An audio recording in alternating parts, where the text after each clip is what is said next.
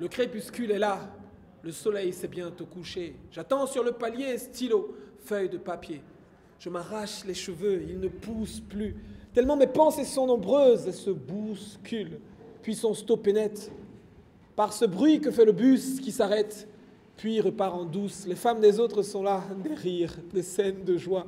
Mais elle, je ne la vois nulle part. Je sens ce vide, son absence et mon désespoir. Je me sens stupide et je pense tomber de mon piédestal et ça fait mal. Oh, je fais du rap. J'ai commencé par là et j'ai évolué dans cela. Je suis né dans cette culture-là. J'ai essayé de chanter au début, mais je me suis rendu compte que ce n'est pas ce que je sais faire. Je sais écrire, j'apprécie la poésie. Avant même de l'utiliser pour faire de la musique, à l'école, les professeurs me disaient que je dissertais trop. Donc voilà. Et puis après, derrière, j'aime la musique. J'aime la musique. Donc je me suis dit, en quoi est-ce que ma faculté d'écrire et de disserter peut s'appliquer à la musique? En faisant du rap. Et donc j'ai commencé à le faire. Du jazz au hip-hop, au milieu, il y a tout un espace. Et dans cet espace, on retrouve la poésie, on retrouve le slam, on retrouve plus encore. Je ne veux pas rentrer dans des noms spécifiques en disant que ça s'appelle du jazz hop, ça s'appelle du rap de lounge, du rap piano. Non, c'est du hip-hop et du jazz. Mon spectacle s'appelle « Le jazz rencontre le hip-hop ».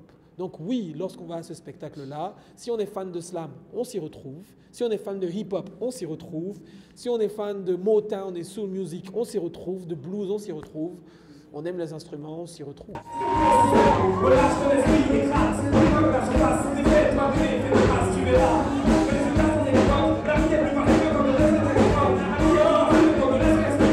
La première source d'inspiration qui m'a permis, je pense, d'écrire mon premier album, c'est le nombre d'années que j'ai. Autrement dit, c'est toute mon histoire.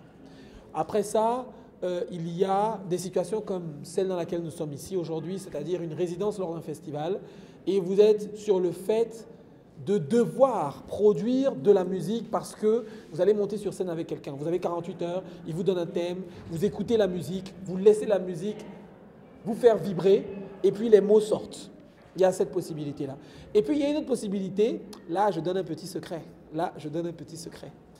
C'est qu'en fait, à un moment donné, quand vous manquez d'inspiration, qu'est-ce que vous faites? Vous le faites comme un exercice.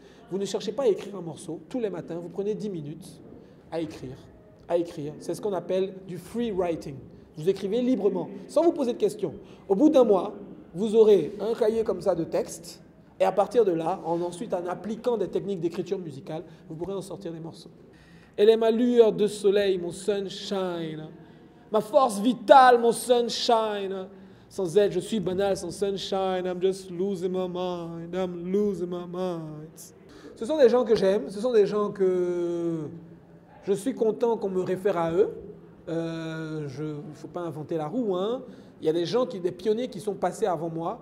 Et grâce à cela, aujourd'hui, il y a des endroits où je vais, quand je fais un style, ou quand je fais ma musique, je suis, je vais dire, reconnu ou identifié.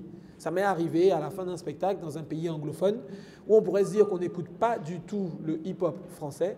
Eh bien, ce qui s'est passé, c'est que quand je suis descendu du scène, une dame m'a approché en me disant « Vous me faites penser à MC Solar ».